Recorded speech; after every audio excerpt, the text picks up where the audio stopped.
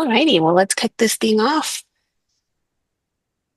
Here's our Thanks, agenda Sylvia. for this Yeah, month's Community Huddle, and Drew will take it from here. yeah. Thanks, everybody. Good to see you.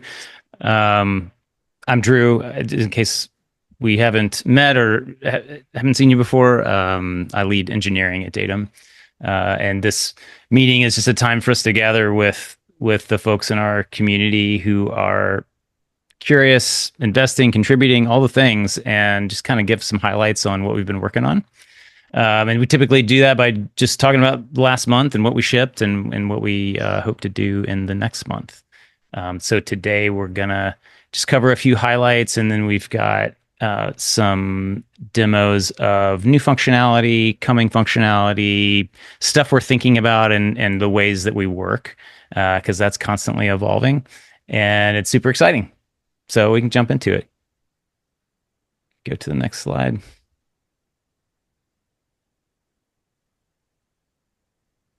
Thank you. So the 1.3 release in March was codenamed Dolores, and you can read about wonderful Dolores Huerta, which we talked about last time. But the theme here was really fleshing out our and sort of packaging what we call our AI edge, which functionality wise is essentially an Envoy proxy.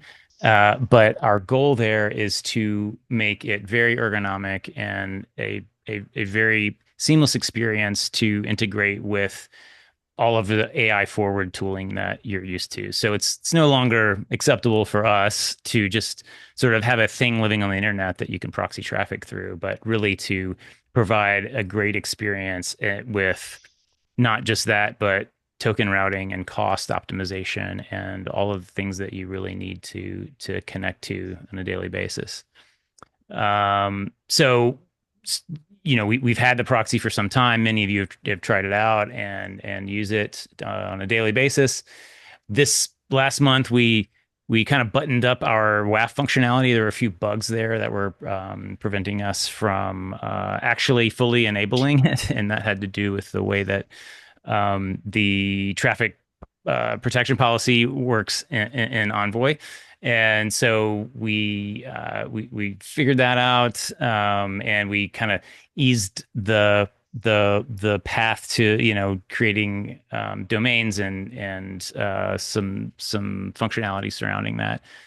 So a big thanks to Zach Smith, San Francisco Zach Smith, for a lot of work there, and especially in Matt Jenkinson as well, who just have worked tirelessly to to make that whole experience a lot more seamless.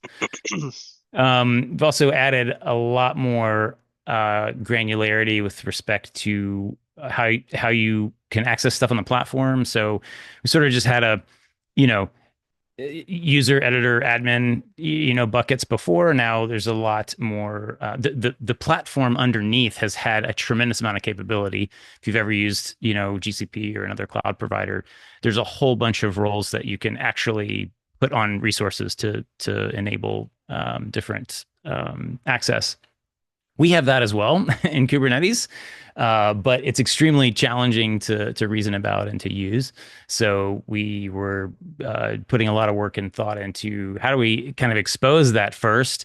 We're still working on like the usability part, which is okay, but just getting it more accessible in the portal was a big part of that. Big thanks to Kevin Williams, who's been heading that up. And we have a new docs platform. So before we, had a very simplistic, publish docs from GitHub workflow, which works great in many cases.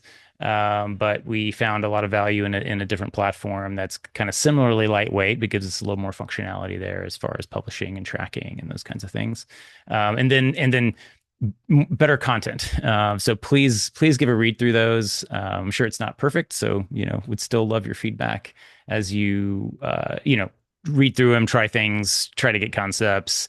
We want those to be super accessible and not both at the high level and the very deep technical level. Can I flag something on that, Yeah, Drew? please. One of the kind of like slightly like point of view things that we did as we redid the docs content, aside from like actually making it right and clear, hopefully, was just we just got rid of API reference information. It just like killed it. We're putting our bets on our CLI, both as like a um, developer experience, but also as an agentic experience, and didn't feel a lot of need. It was pretty messy, so we got rid of it. You know, less is more. Long live the CLI. Long live the CLI, and long live the agents that do a lot of that work for us now. I mean, as very technical people, we don't always want to just like read specs and find out that a field is in fact a string and we need to use it. So that's a huge, 168 different unique permission sets to choose from is a lot for a human. exactly. So we're leaning fully into that. And again, super appreciate feedback on that. What you're finding useful, what you feel like we can sort of trim away, because it's like, I'm never going to look at that. Would love your thoughts on all that. And thanks to the website team, Kaylee, Jacob, for driving that forward. It's been a huge improvement. Machine accounts, another big addition. Shockingly, we sort of have punted this functionality for several months because it's tricky to get right, and we wanted to get some sort of make the human user work well first. But obviously, building anything requires non-human access to APIs, and doing that in a fully secure and enterprise grade way. So now we have, a full service account kind of model where you can create an account that a key that's still attached to an identity, but the ability to do that without human intervention, and access the resources on the platform. We have way more work to do there. This is kind of the initial step. Our plan is, and design is, for full workload identity federation, which is kind of the next step of that. But what we have is works for the short term. So thanks to Jose, I think he's on vacation, but he did a lot of work there that has got us into a great place. I think Kevin was also helping lead that, and Scott. And then finally we have there was much more than this, but this is all we're highlighting.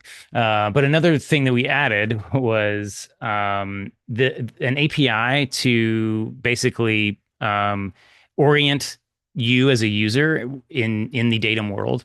So this is very similar to other kinds of debug endpoints that you can use on Cloudflare and other platforms, to basically figure out like, which pop am I hitting? Like, what IP do you think I am? Where is this happening in the world? Am I hitting the nearest pop? Like, what happens after I talk to the Anycast address?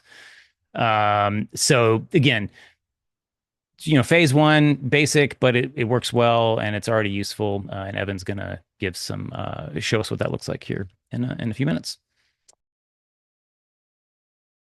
Okay, you guys should be able to see a browser window. Hopefully, my cursor going back and forth.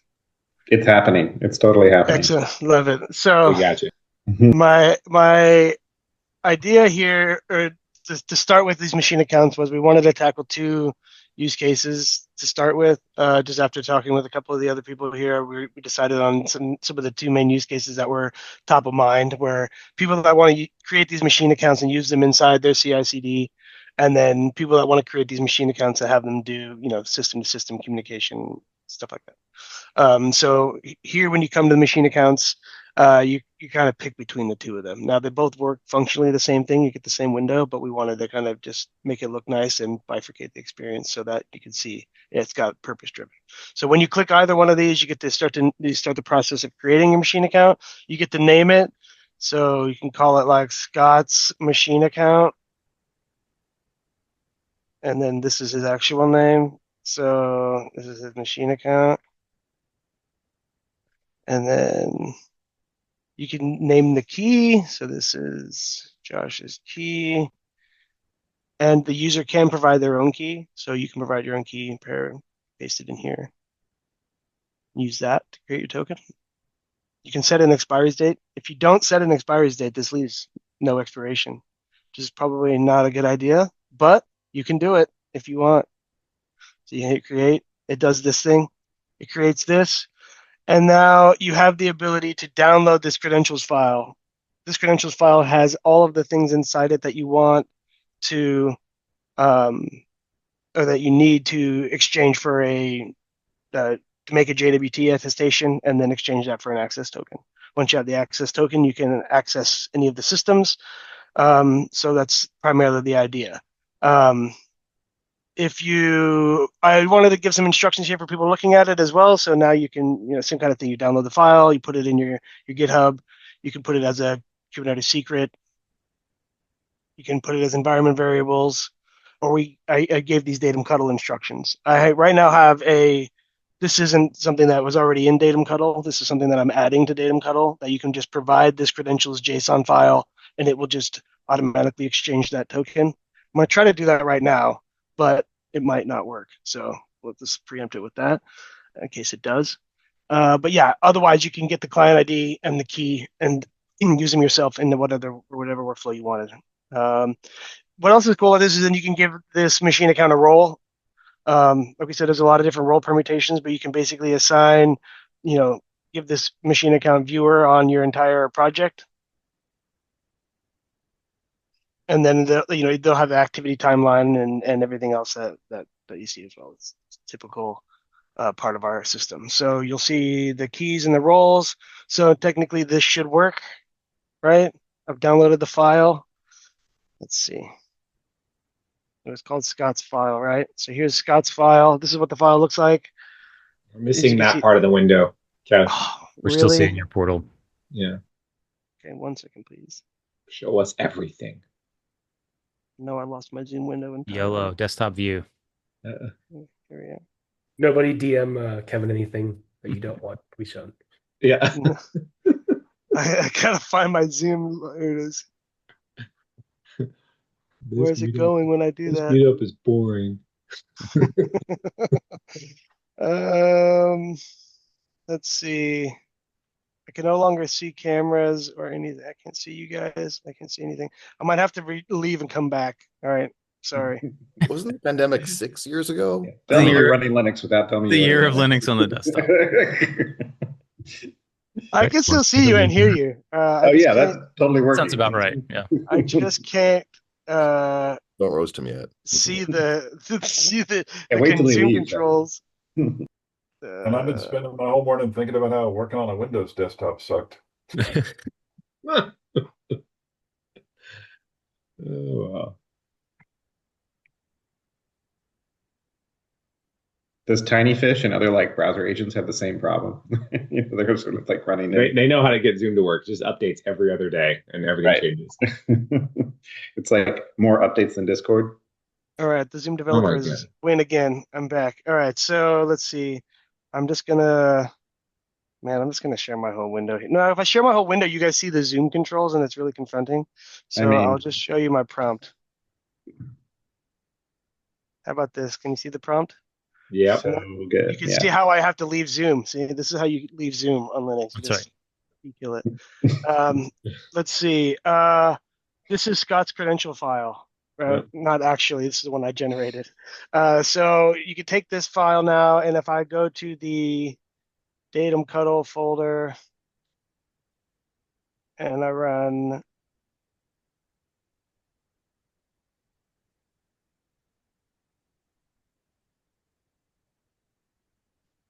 see, I knew it wasn't going to work. What? Did you mean to have? Well, You didn't do your demo God sacrifice. I didn't actually, so that's the problem. Again. But he's wearing his lucky shirt. he killed Zoom. I mean, that's I like that. Yeah, should what suffice. package Zoom is a auth worthy is not an sacrifice. STD. What does that mean? I don't even know what that means. Oh, I just can't find. I know the what I'm doing. library. I know what I'm doing. I'm doing this wrong. Okay, I was wondering. Okay, look, see, it does work. See, authenticated as machine account Scott's thing. Okay, you just have to type the right command, folks. It's not that hard. You just got to do it right. So yeah, aside from having a bad Zoom in the middle there, this is basically the idea: is the user should be able to download a machine account token, use it immediately, whether that's in their GitHub environment, their Datum Cuddle, whatever it is. I just want to make this as painless as possible. As you can see, it's fairly painless. That's pretty much the demo. Nice. Thanks, Kevin. Yeah. Awesome. And then you can manually revoke it as well, right? Oh yeah, yeah. You can revoke the tokens. You can add or revoke the keys. You can delete the machine account entirely. You can give multiple roles to a machine account as well, so you don't have to give it like viewer on your entire project. You can just give it DNS admin if you wanted to just control your DNS or whatever you're working with. So yeah, it's fine grained, just like a normal user. And I didn't catch it earlier, but is it scoped at a project level, or can you do it at an org level? They're project level resources. Okay. Yeah, they're project level, but you can grant them access to organization level resources, so they can manage organization things. Yeah. And you could add them. I haven't added this yet, but coming soon, you'll be able to add them to a group, and then you can, of course, add all of the permissions, organization wide and project wide, to the groups as well. So that's it. Machine accounts. Awesome. And what are machine accounts not a good fit for going forward? I mean, what are you seeing? Clearly, we're all talking about like, well, I wouldn't use a machine account for that. like I wouldn't use one as just like an access token. Like that would just be a bad experience, right? Like if you're using a machine account and using the REST API, you're not going to have a good time. It's not for that in a sense, right? Yeah. Anybody else want to jump in there with something?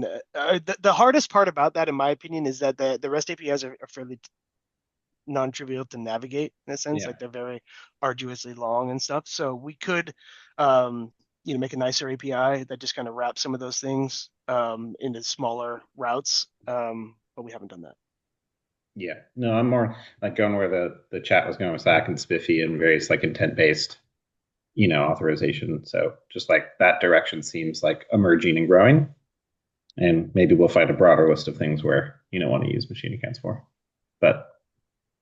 And the cool thing about this as well is for folks that are familiar with like GitOps and Kubernetes and YAML, our platform, every one of the control planes, the project, the org, is a Kubernetes control plane. And so you can have the same exact experience of how you manage Kubernetes resources internally in a GitOps manner. So whether it's users, permissions, you literally wire in the token that Kevin just demoed and then put it into your GitHub Actions or your, Flux or whatever. And then now you can manage all of your Datum resources directly with a Kubernetes, compatible client. So you get the best of both worlds, so to speak. Yeah, I think one good call out too is, like Kevin demoed, we can use it for GitHub Actions.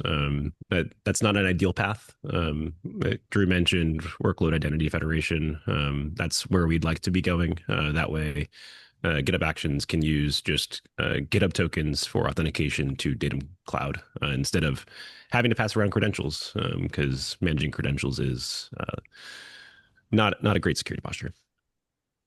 GitHub have to be up in order for it to work? Sorry. No, it would not.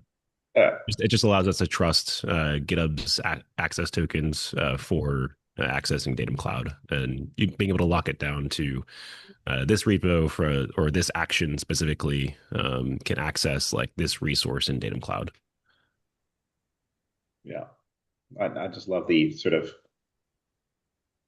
uptime statistics around GitHub. Not to make fun of it. I mean, actually, it's just because they're hitting such scale. But like, man, we're gonna have to get that above 90% again, guys. Yeah, it's yeah, let's catch up on the workload identity stuff, Scott, because I just want to make sure that we could steer, like if that's another possible use case that we would even prefer, let's put it on that kind of first page and let people know that like this is what we're thinking and trying to steer the user down that path, so they don't think, well, I could use it for this and it's not for that, and we just end up down a hole. So yeah, thanks. So if you do want to know, you can curl edge.datum.net. Try it .now.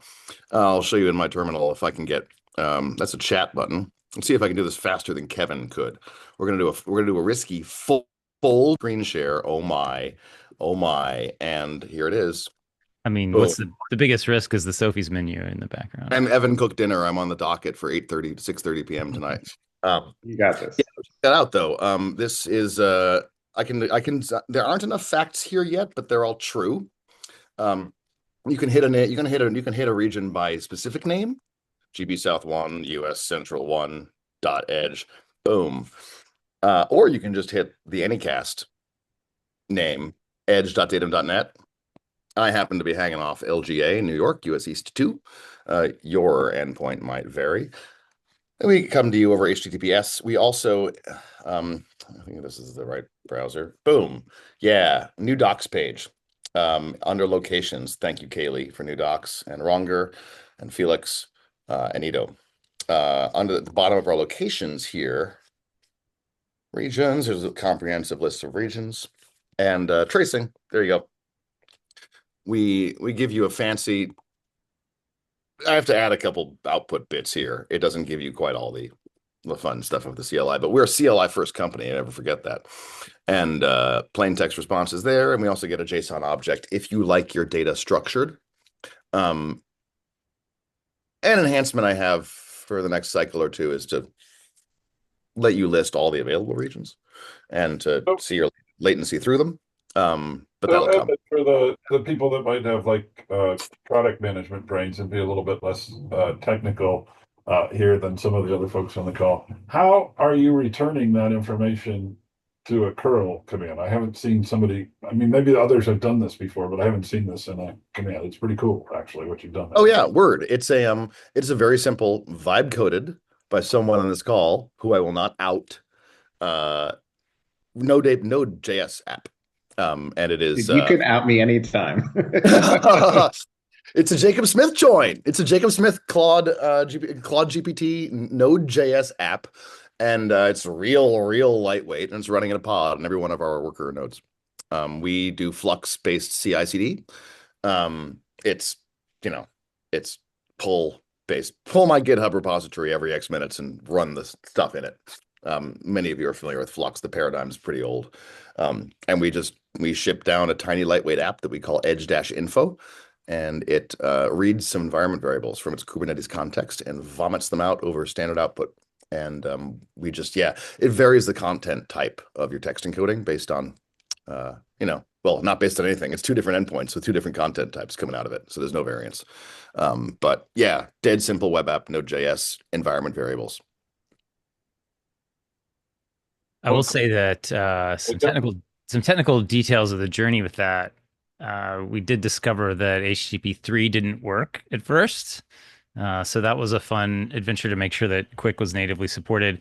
And now we've exposed an issue with IPv6 specific support with H3 that we're still working through. But there's some quirks to the way that Cilium routes requests back through the ingress that we're working through, which is super fun. Yeah, one of the goals here beyond like you can know as a human or a thing that you connected to this edge in this way over what protocol with these tidbits is like we think we have to end the whole like manual debug of network problem. Like end user says it's slow or didn't work or this hit and I got an error. Like, how do we do this in a way where we just like need to build more intelligence that's accessible to apps to ask like, hey, I tried to connect to this thing and it didn't work. And we need to be able to give more and better trace information. And so one of the goals that we have with supporting end-to-end, your kind of the extension Zach was just saying around Kubernetes, this is just like an extension of your existing tooling. Like we want to give you a trace ID that can flow all the way from the edge to like where you connected at what pop on what machine, all the way back down through the rest of your infrastructure. So if you're using open tracing or similar, you'll be able to tie this together. Because right now we know people have to do a bunch of different layers. Well, I'd love to I don't want to say like anything against that. That sounds all right. But something I've been exploring is like there's some really cool tooling that's evolving right now around networks. Like people are just doing cool shit because, they can vibe code it like me or maybe better, probably better. And one of the kind of benchmark tools has always been like Radar, Cloudflare Radar. It's like an awesome way to understand what's going on the internet or access tools on Cloudflare's particular platform. I'm just thinking like we got to rebuild that stuff for some of these agents to interact with first, and maybe that's more of like a user interface or agentic interface CLI, but it feels to me like all those things need to be programmable, right? That what's happening. Indeed. Information source. A lot more work to do there. Yeah, for sure. Yeah, it seems really like a really awesome creative output right now, just to kind of shift that, and especially for network operators, it's such a a thing they know and many other people don't. But certainly giving a lot more detail and access to tooling that's traditionally been sort of obscure could be really cool. Yeah. Well, Cheers. thanks for those demos. Let's go quickly. We'll talk about some stuff coming up, and then we'll give you a couple more demos. So, Sylvia, do you want to actually, you know what? I can just show this slide real quick. If I can get my window out. See, it's not easy, is it? It's not so easy. Everyone says so. So coming up in April, we have a couple of major themes that we are working towards, and we sort of have talked about it a bit, but we there's a big need for us to be able to, and this is actually related to what Jacob was just saying, but we really need to expose an easy way to deploy any kind of functionality on our edge. And as much as we are not this kind of cloud, we have to say the word compute. We are not trying to be a compute cloud. We are trying to connect all of those wonderful compute providers out there to each other. But we often have the need to simply have business logic at the edge, and whether that's just a simple app or moving packets, right? So we've kind of collectively called it internally as UFOs, which stands for untrusted function objects, or there's a bunch of different ways, words that we filled in there. We kind of originally were thinking about it was Unikernel fun outings. It's that too. You're right. Yeah. Anything that anybody says is going to be correct. So if you want to shout it out. We sort of originally thought of it as kind of a serverless offering. We don't know if we need to get fully there at this point. It's more of building on the workload abstraction that we've sort of had in the platform for a while, and just making it work. Thankfully, our friends at Unicraft, working almost daily with them on this, they have an amazing platform for single-digit millisecond cold start, full isolated VMs. And so once we get this like exposed, it's going to be really, really cool. And there's a lot of stuff that we can build on top of it. But we just want to get that base functionality out in the next few weeks to be able to unlock that functionality. And then you've heard this word a lot, but Galactic VPC, we've done a lot of sketching on the whiteboard and POC building, and we've got some great designs, and we think we can fully finally put some thread and needle and thread and stitch those things together into something that actually lives. So our vision here is simply to create millions of backbones, right? Backbones used to be hard. We want to make it super easy. And so along with all of the stuff that we've already been talking about, wouldn't it be great to just stick an agent over in a network all by itself so that it can only talk to the things that it has access to talk to? That is the brief high level vision. Obviously the plumbing and the details of that are super complex, and our bread and butter. So we're excited to expose more of that. And then, like I said before, with our AI Edge, further making that robust and something that you can depend on every day. So all around operability and observability and the things that that we need in order to support you having a great experience. And so on that note, I'd like to hand it over to Matt. He's going to demo something we're playing with regards to operability in the year 2026. You want to take it away? Hello, I'm Matt, 21. I haven't met before. Let me see if I can try this screen sharing thing as well. Cool. Yeah, so we've been thinking a lot about how we can use LLMs for like operating the platform, and then as well as offering that kind of functionality to users as well.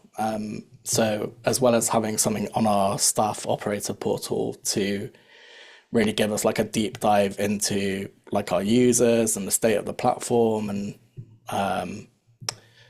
all of our Kubernetes stuff, we also want to offer a similar kind of experience to like users of the portal as well, like the Datum Cloud. So we've just been working on this like little chat bot. So I'll just give you like an overview of how it works. At the moment it's read only. Didn't really want to give it full access to create and edit and delete things for a user just yet.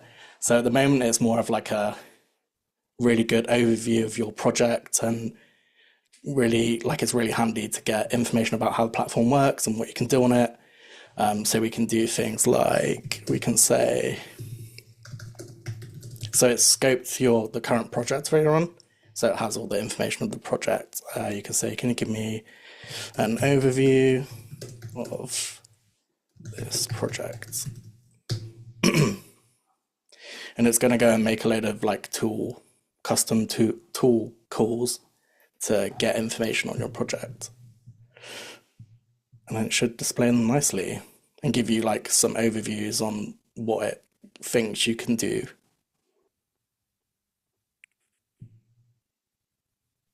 Any hallucination on that, or is it pretty? No, it should be like I've been testing it quite thoroughly, and so it's also pointing at the LLM's endpoint on our docs website. So if it's unsure of anything, it has an instruction to go and check this document before you potentially make something up. Because I found originally, before I added that part in, a lot of the datum control commands were just like wild, just making them up. But now it's got like a reference, it goes and checks before it suggests you some commands. So you can see here it's listed out the domains I've got on the platform and if they're verified or not, my DNS zones, and then my AI edges and like their host names, their origins, and if they're active or not. And then it gives you a little indicator as to whether it's like coming from the desktop app or a connector, secrets and what they're related to. And then it can, like, if, say, for example, I don't have any export policies created yet, I can just like click this and it's gonna, oh, curse of the demo. Yeah, it's taking me over to the, I'm running on local host, so it's not a build of the app. So it can be funny sometimes. Yeah. But yeah, it will, if I want to create one, it's just gonna bump me over to the exports policy page. And then so we can carry on the conversation and say, can you give me a deep dive on my AI edges? And it should go into even more detail then. And Matt, while thinking, is this little guy scoped to your personal permissions, or can it look at things and do things that you can't, or what's the kind of like boundary? So the tools that we're using are scoped to the current user. So it's just using the same Kubernetes API client that we use to just show this data in the portal anyway. So it doesn't have access to anything else other than what your user does anyway. So it can't go and do anything bad on anyone else's projects or in the cluster or anything like that. It literally just has access to your data. Until it finds a security vulnerability and exploits it. Yeah, well, and makes its own 0-day index That's and right. inserts itself. Yeah. Which there'll be none of because last hey, I'm not saying it's perfect yet. Hey, what model is it using underneath? It's 4.6. The one of the Anthropic Opus? model? Yeah, Anthropic, yeah. Okay. So you can see here it's like giving me a bit more detail on all my edges, and then it's gone and looked at some metrics as well. And apparently I have 100% error rate across all my AI edges, which is great. So then Better to know, right? then I can be like, Hello.com domain not really working for you, huh? let's say let's open a support ticket to address the 100% error rate.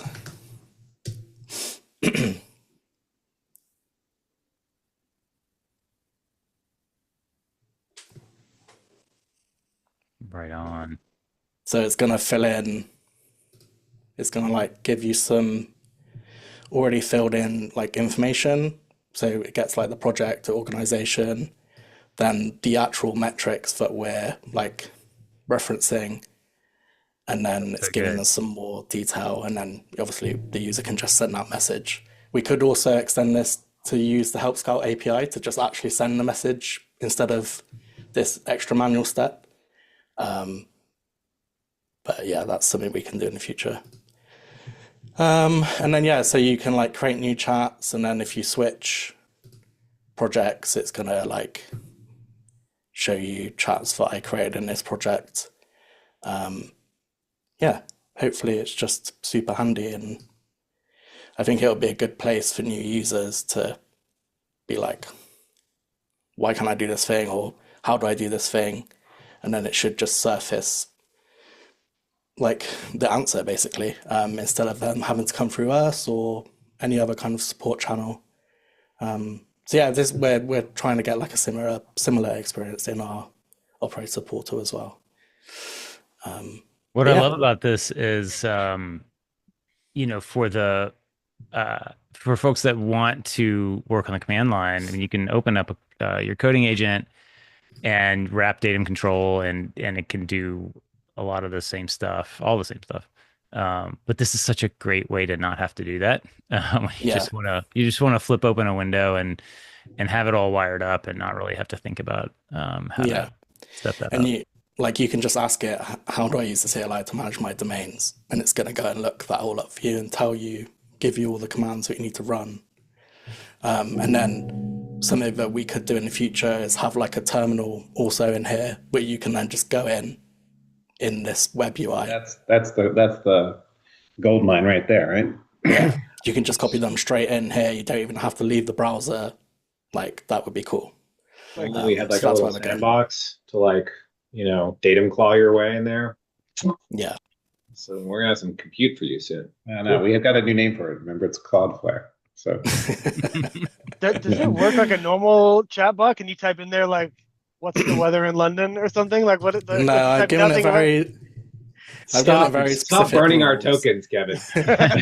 Well, I'm curious because it's like otherwise, like I saw like a meme about how like Chipotle support, you could just like have it code you stuff because they don't care. No.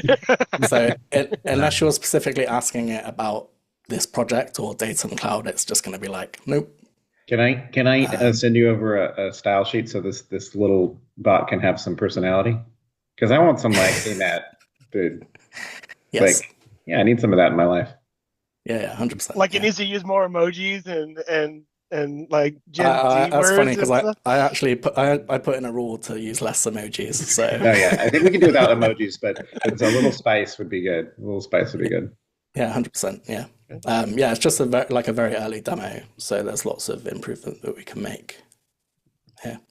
Well, this is great, man. One of the things we've been challenging ourselves to is like, how much do we actually spend taking complex stuff in our UI, right?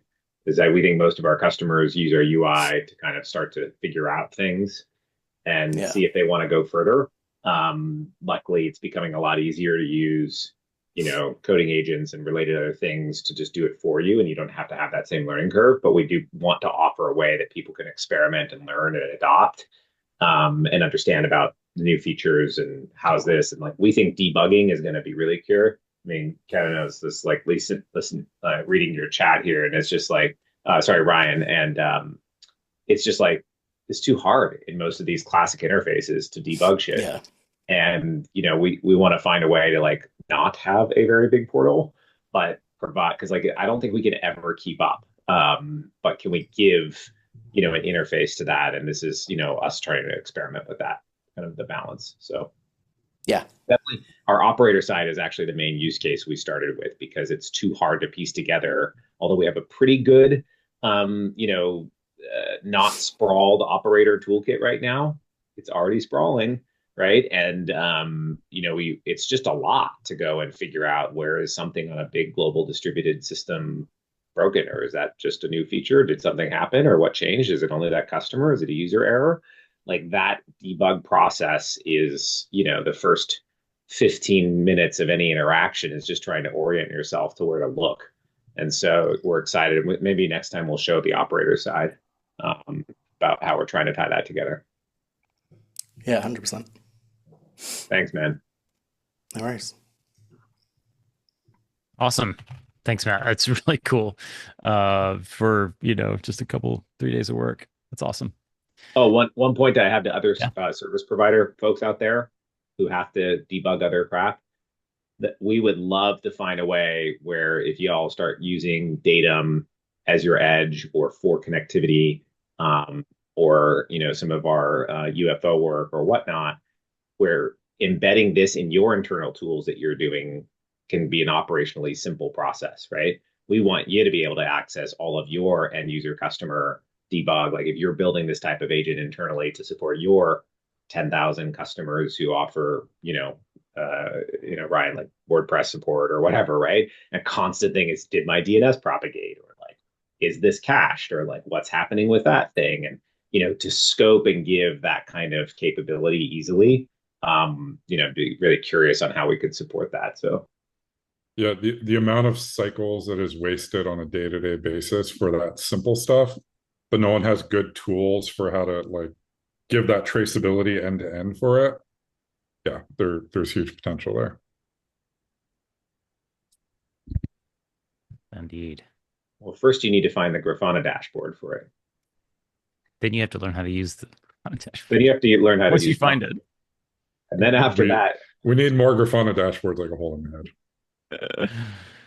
Well, listen, so that's the end of our prepared content. Would love to open it up to any questions about anything anybody has, if you want to discuss. Well, we threw a bunch of cool names for our milestones for the rest of the year into GitHub. So hopefully there's one in there that you like, especially. A little bit of everything for everyone.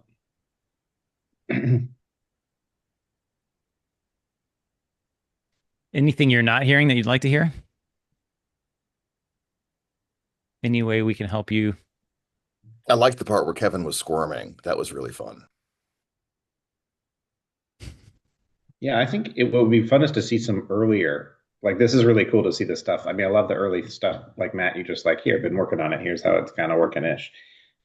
We've got some really cool big things like UFOs and SRV6 Galactic VPCs, which I just am dying to like see every day kind of state. So if there's messy, maybe that's something we can bring forward next month. Yeah, you bet. Yeah. And we've got a pretty good, if any of you guys are in either New York City or Boston, the meetup stuff that Sylvia's been working with me on is it's going well. We've got some really great speakers and whatever, but that was also something I really enjoyed about our meetups here, like our huddles 6 months ago or 9 months ago. We were having a lot of guests coming in and showing off their stuff. And so it'd be really fun to bring some of that too. Yeah, partner technology and what people are hacking on.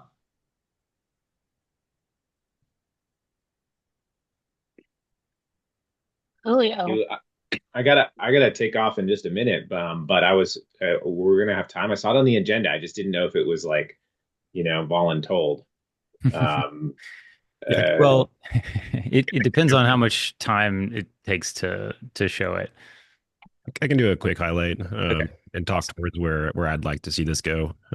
So I gave like a little demo last community huddle on really like digging into Claude code and starting to utilize it more for the development lifecycle and feature development. And this month has been a lot more around operationalization and how do we get to production readiness. And so internally, we're running everything on Kubernetes. We use Flux for all of our infrastructure management and deployments to Kubernetes clusters.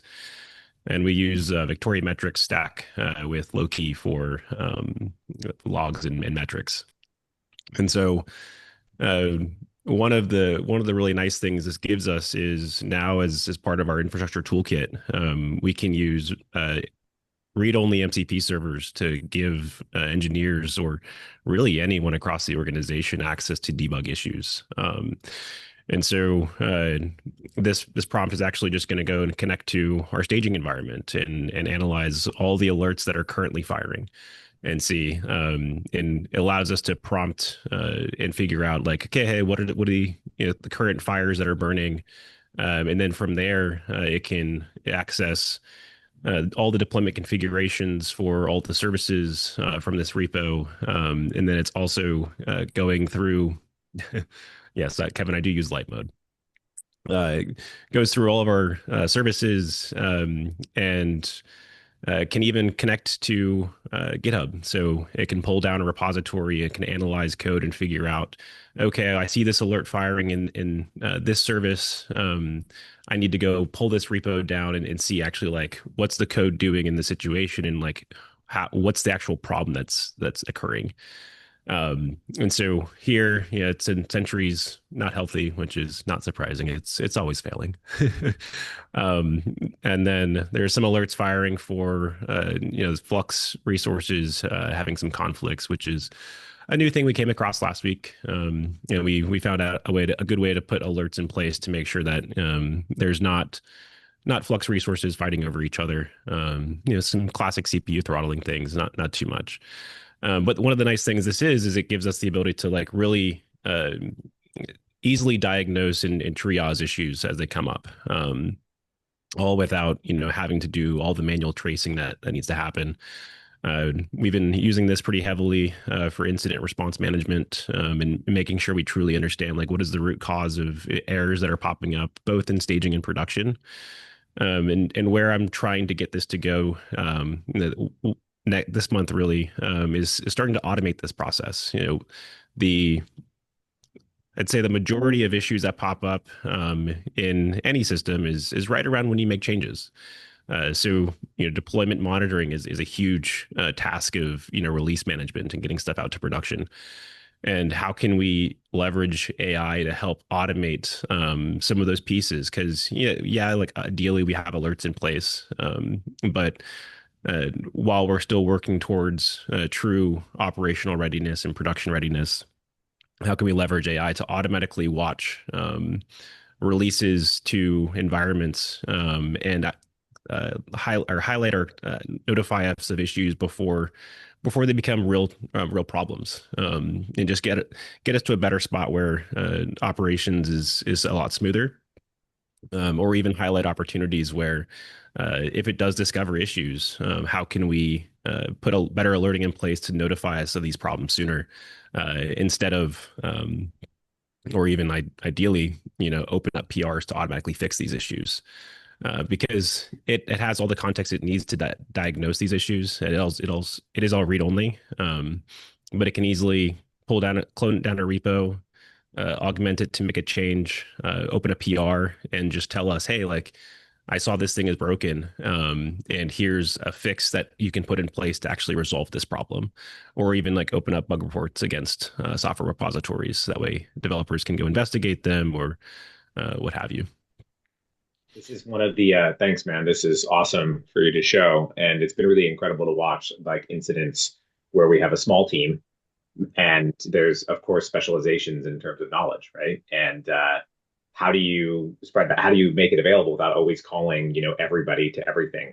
And I think this is a real opportunity. One of our next things that I'd love to get into here is more of our network observability, like the broader internet, our upstream providers, the area where you end up having to always like pull the pager and call the one, Shelby on the phone every time, to then find out that like actually that's not the problem. Like you're just like your BGP announcer died in some thingamajigger and that's the issue, or upstream whoever is having a, cut a fiber thing. So I think like there's a lot of opportunity as we all like deal with like leaner ops teams, and faster moving velocity of features where we can figure out how to use these tools to really help us service customers, versus just creating, more potential pain. So this has been really interesting to watch.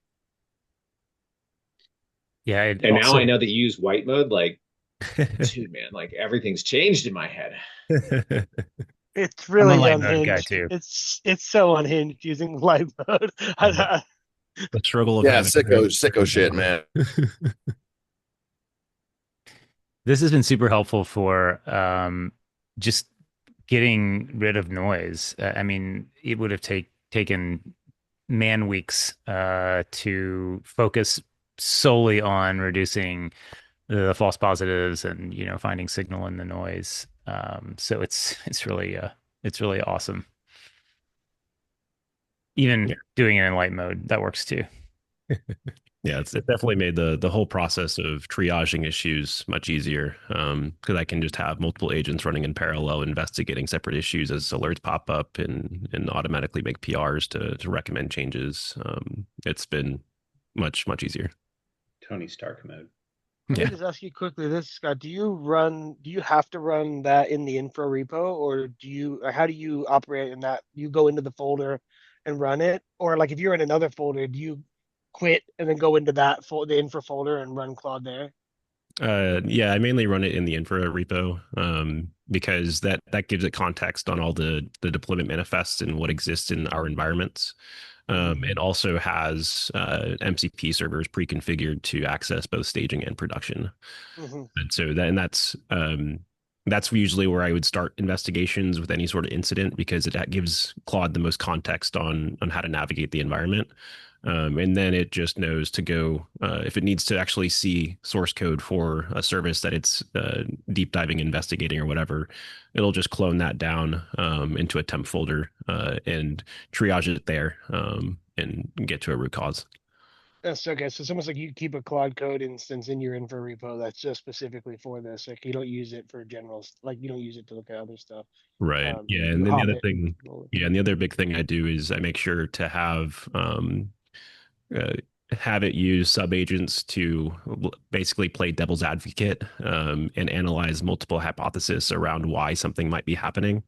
And I've found that it gives a lot better visibility, or it gives it better results on reducing false positives, because sometimes it does like hallucinate and say like, oh, it's definitely this, and it's like after a devil's advocate agent goes through and does its own triaging, they kind of fight over it, and they're like, oh, actually no, it's really this other thing. I've definitely seen the first instance you said where it's like, oh, it's definitely this, and it goes and fixes it. It's like, oh wait, actually, it wasn't that at all. I had a misunderstanding how the system worked. Keeping track of the Steve Yagi blog post series around Gastown and whatever, like the most useful part of it has been his sort of like antagonistic, like assistant manager who goes around and be like, no, definitely not. Do it. You can do it again. Instead of having a specific role around that, it seems to unlock a lot of value and a lot less headache, than bringing it back to to you. Absolutely. So Kevin, basically. I mean, this is what we're doing here. Cool. It's top of the hour. Yeah. Well, thanks. That's it for today. Appreciate all of you coming, and we look forward to next time. Thanks, Drew. See you guys. Joe, Cheers. thank you. Thanks all.